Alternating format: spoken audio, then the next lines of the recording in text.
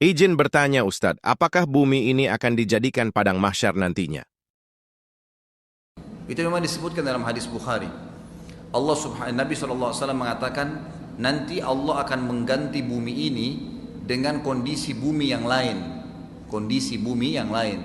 Jadi dari hadis ini kemungkinan besar mungkin ada kehancuran, Allahu alam seperti apa. Tetapi Allah Subhanahu wa taala akan membentangkan sebuah tanah yang luas di atas negeri Syam.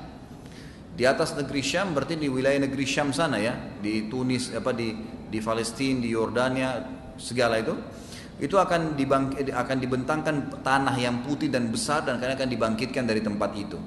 Kata para ulama, yang dimaksud dengan kalian akan dibangkitkan dan dibentangkan tanah yang luas berpasir putih dan akan disebutkan dengan mahsyar adalah Allah Subhanahu wa taala mengubah dengan hikmahnya bumi ini menjadi sebuah tanah yang bentang.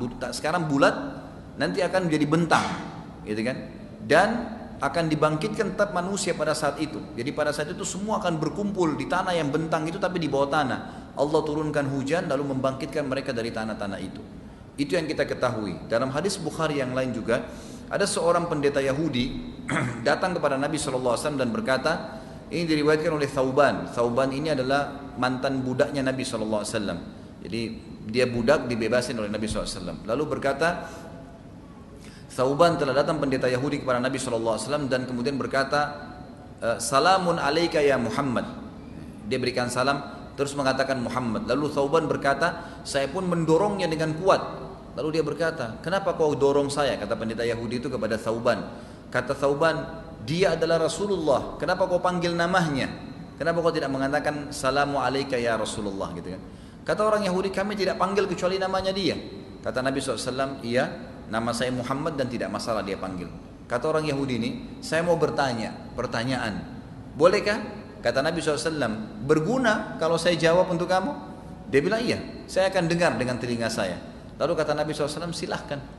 Di antara pertanyaan dia lemparkan mungkin 4-5 pertanyaan. Di antara pertanyaan dia mengatakan, wahai Muhammad, di manakah manusia pada saat bumi ini dan langit diganti oleh Allah dengan bumi dan langit yang lain? Kata Nabi SAW, mereka akan berada di atas sebuah jembatan. Maksudnya nanti jembatan yang di atas sirat, gitu kan? Akan ada di atas jembatan yang gelap gulita dan mereka tertuntun pada saat itu menurut sesuai dengan apa yang Tuhan mereka inginkan. Lalu dia bilang, lalu apa makanan ahli surga? Kata Nabi SAW, mereka akan diberikan ujung hati ikan dan mereka akan disembelihkan sapi yang mereka makan secara beramai-ramai, gitu kan? Lalu orang Yahudi bilang, siapakah yang paling pertama masuk ke dalam surga? Kata Nabi SAW, orang-orang fakir dari muhajirin. Orang-orang fakir dari muhajirin. Lalu orang Yahudi ini mengatakan, engkau benar hai Muhammad. Tapi saksi bahasan kita, Yahudi pun menemukan dalam Taurat, kalau seperti dalam hadis tadi, bumi akan Allah ganti dengan bumi yang lain yang terhampar, gitu kan? Masalah kasus nanti bagaimana manusia sudah dalam kuburan pada saat terjadi goncangan itu Allahu alam, tidak ada kejelasan tidak ada dalil khusus merincikan itu. Tapi yang ada adalah memang Allah akan ganti dengan tanah yang luas terbentang di atas negeri Syam yang berpasir putih. Allahu a'lam.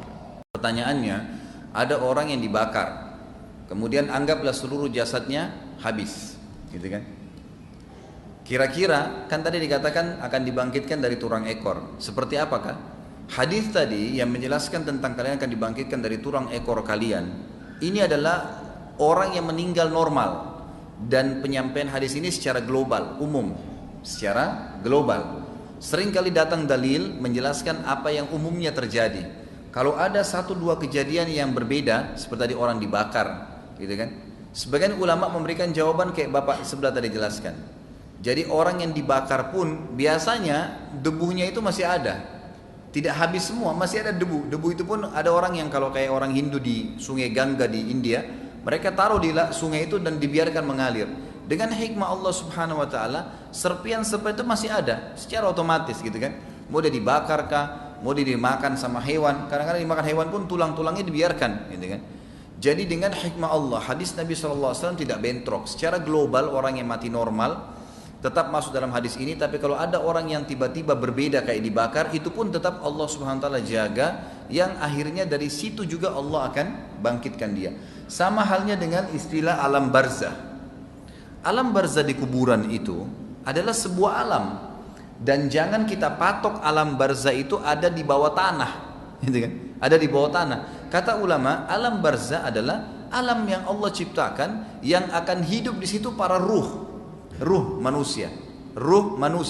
Misal ada orang terbakar di atas pesawat, nggak ditemukan satupun sedikit dari potongan badannya untuk dimandikan atau dikuburkan. Di mana sekarang ruhnya? Di alam barzah. Dia akan sampai di barzahnya, walaupun jasadnya tidak dimasukkan ke dalam tanah. Ada orang dimakan hewan, ada orang tenggelam di lautan. Dimanapun dia meninggal, maka ruhnya tetap dibawa ke alam barzah. Dengan hikmah Allah Subhanahu wa taala. Gitu kan? Jadi bukan patokannya harus di bawah tanah, tapi jasad dianjurkan untuk dimasukkan ke dalam tanah. Mereka hidup di alam barzah yang alam sendiri Allah ciptakan. Allahu a'lam.